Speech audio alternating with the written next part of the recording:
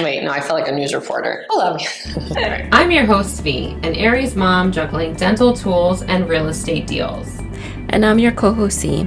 I'm a Cancer with a heart as nourishing as my skincare routine. Steeped in style, steered by inspiration. Pouring the perfect blend of fashion, skincare, reviews, love, and motivation. Tune into the Tuesday Tea with V podcast.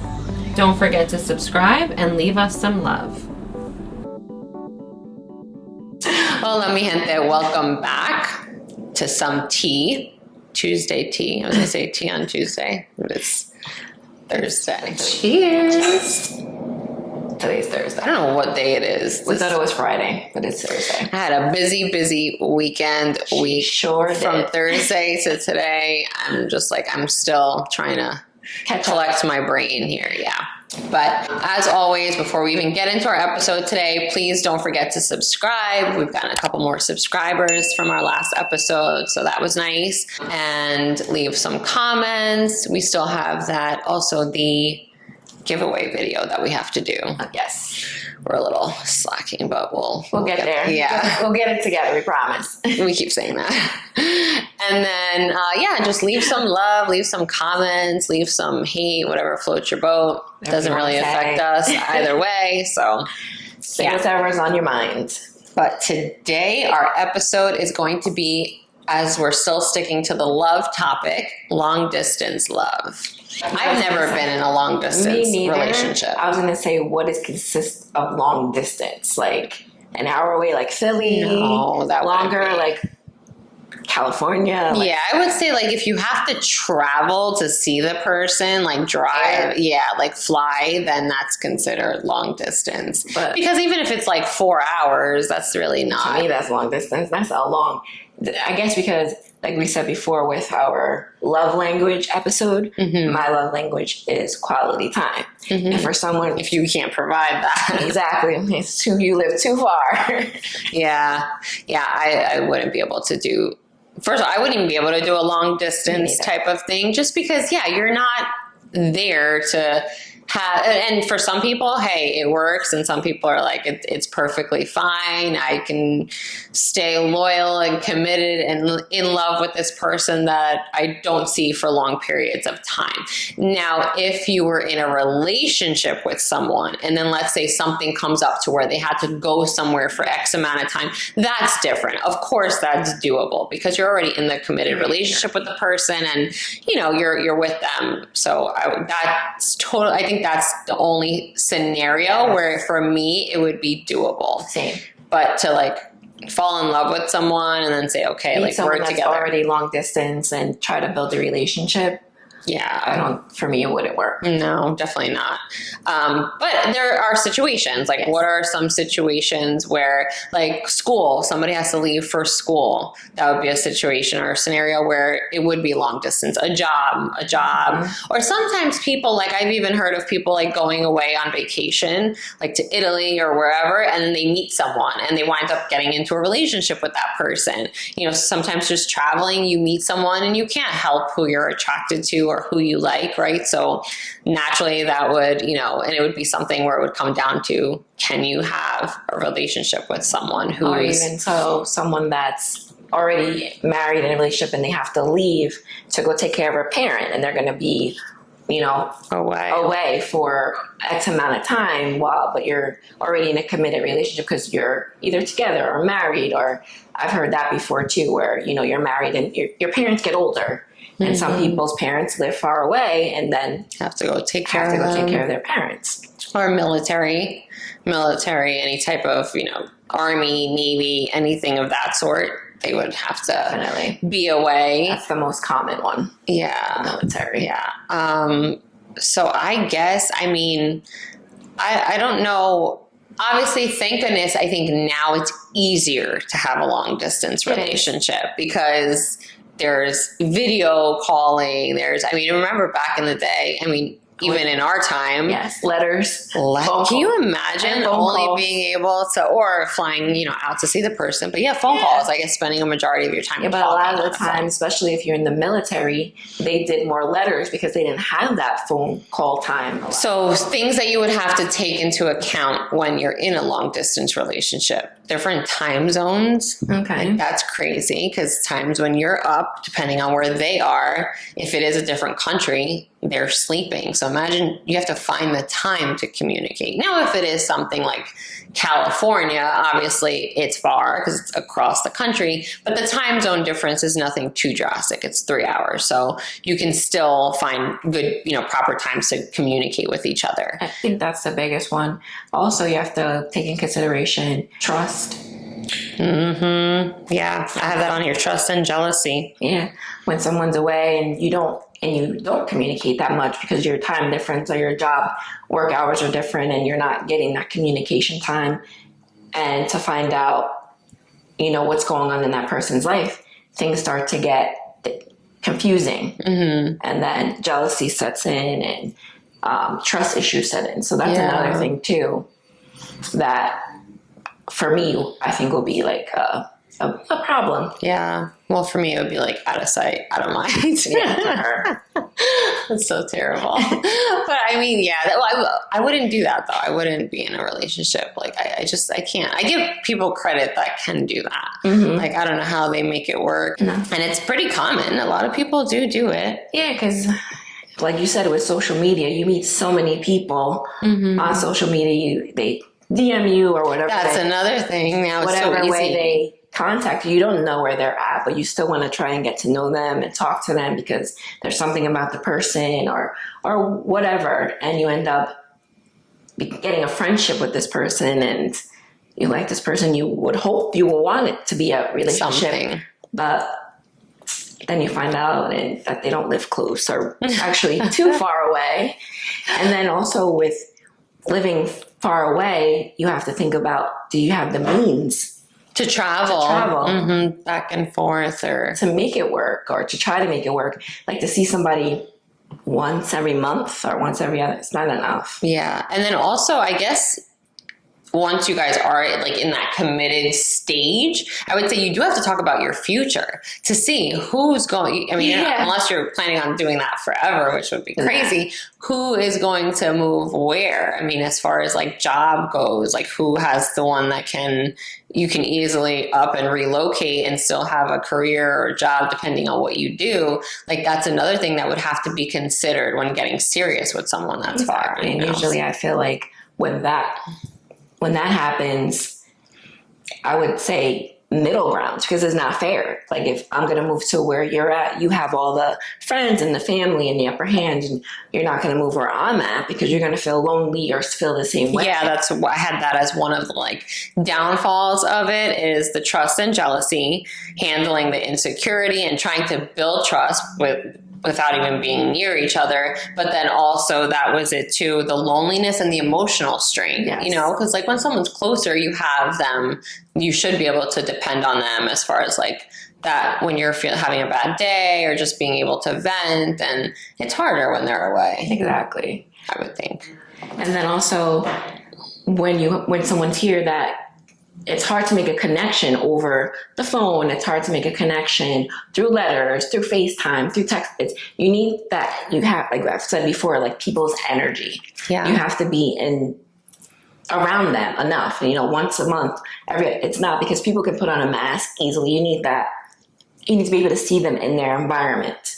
Mm-hmm. In order to know who they really are. Even just tone of voice makes such a huge difference. Like we voice memo a lot. So I'll like voice memo. Sometimes like when I'm texting people, it's so much to say and I have a lot to say. So like, I'm not going to sit there typing everything out, or even if I'm driving, like it's just easier for me to do a quick voice memo to where they could play the message instead of like reading an actual message.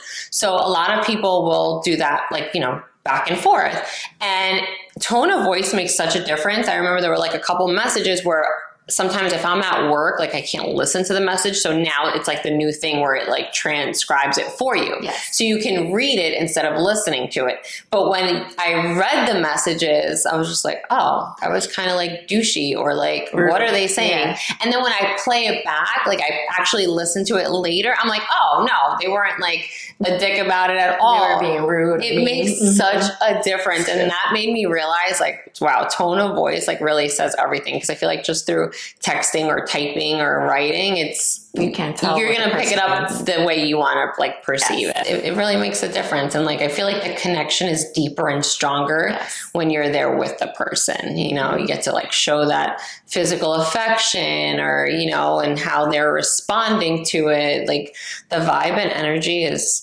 so important. Yeah. So I would love to know how people do it. Like I said, the only way I imagine in my head it working is if you already built that connection. Yeah, first. And then like, they have to go with something else. That's so crazy. No.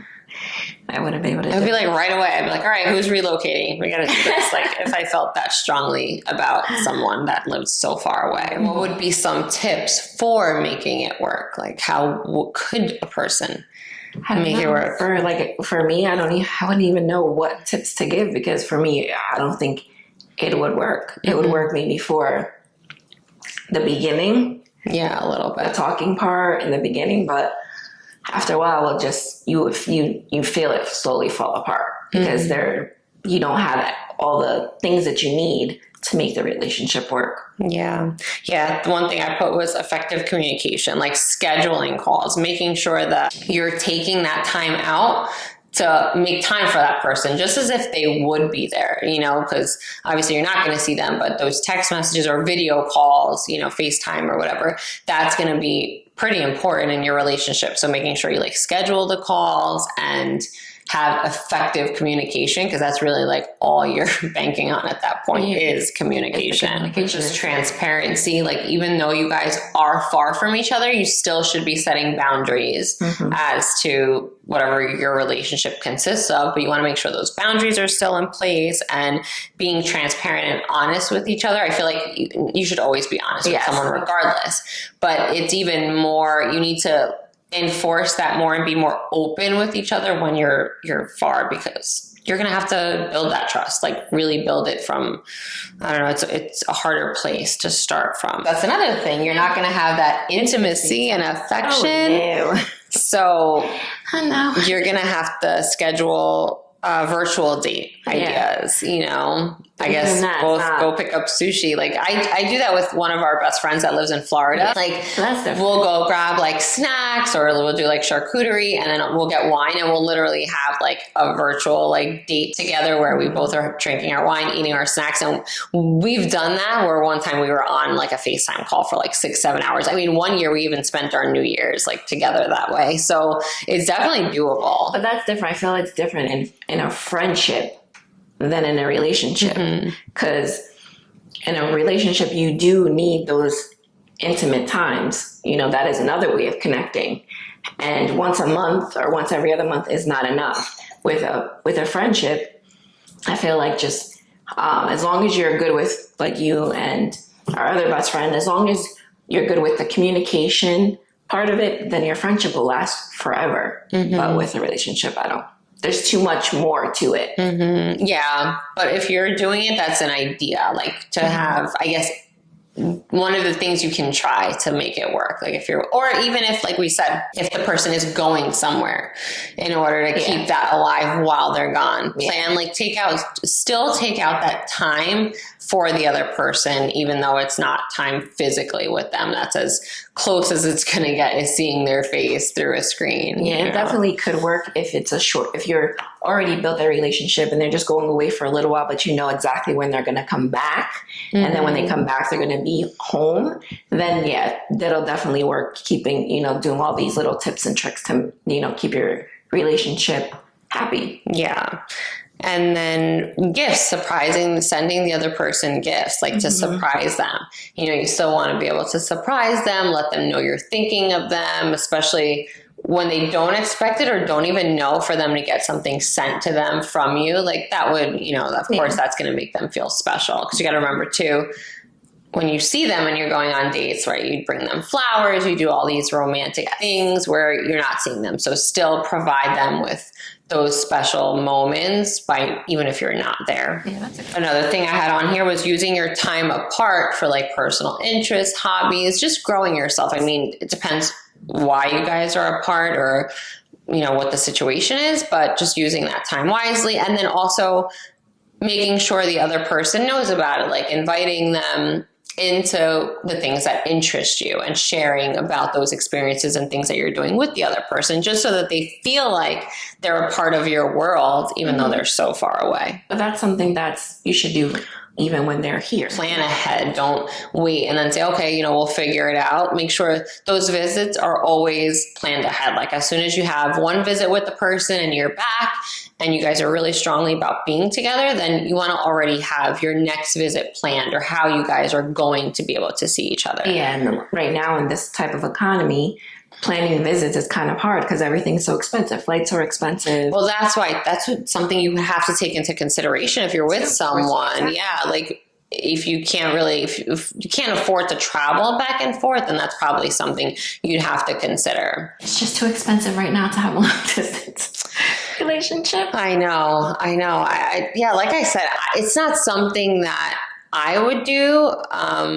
I'm so curious to know how people make it work, or like, because I feel like it is common, you know, people do, you know, I have someone that I know that went away to, I think it was Italy, and they winded up meeting a guy out there, literally like clicked with this person, had a great time, winded up finding out that the person was from a town close to them. They were in Sayreville. Mm-hmm. So like they lived close by and same age range, and they winded up coming back and they like dated this person. But this person was away on some type of work. I don't remember what it was. Anyway, the guy winded up turning out to be like a complete douchebag. So the relationship didn't work, but imagine like going away and then meeting someone and like you hit it off and they're like, oh, I live 10 minutes from here. You're just like, what the hell? So I think the relationships that could possibly work, like she said, you're just curious on how people, because it is common, I guess, for people that are just as busy as you are. Mm-hmm. They travel all the time for their job, or they're in the military as well. Things like that, I think would definitely work because you both understand where you both are coming from. That's true. To make it work out. Mm-hmm. Yeah. But I would love to hear from people who actually have success stories, who did that and they're like, oh, we winded up doing it and staying together and getting married, or just whatever your situation is. And how long do you really do that for before you're like, all right, you know, and then imagine investing all that time into a long distance. Yes. Like, girl, what? I don't know. That should drive me nuts. So clearly I am not made for that. And what would determine long distance? Because everybody's definition of that might be different. Like you said, a couple hours to you, that's long distance. Because if you can't just drive over, like, so what would yours be, like longer than what, an hour? You think? Would New York be considered long distance? Yes, I've tried that. And that's another thing too. Bad. It's because for you, I'm not a New York driver. I don't know how to drive in the city. Oh, because you would have to drive. For her, my grandma lives there. She knows how to navigate through the whole entire city. Me, as soon as I get through the tunnel, I'll be in a car accident because those people do not care. No, they really don't, though. It is scary. Like, they just, And I've driven her plenty of times. No. Yeah. So you would take that into consideration, like being able to travel. Because Jersey's big. So they literally have to live in your state. Yeah, my state. What about like if it was like South Jersey? I could do South Jersey. Okay. Yeah, but it literally have to be in my state. Okay. No further than that. See, for me, I would think long distance would be like 6 or more hours. Oh, no, I'm going to say 4 because I would never drive more than 4 hours to see anybody. Mm-hmm. But even still, even if it was like, let's say 4 hours away, it'd be like, all right, when are you relocating? Because I can't do that. Because for someone, even if they lived in New York and he was always coming, it would get tiring. It's unfair. You know, after a while, that wouldn't last because they were like, they're always, you know, driving here, putting in all the effort of seeing, like, coming over here. It's not fair. So it wouldn't work. Yeah. So our opinion of long distance love sucks. We're going to give it a thumbs down. We're not for it. So if you are, please share your thoughts as to why.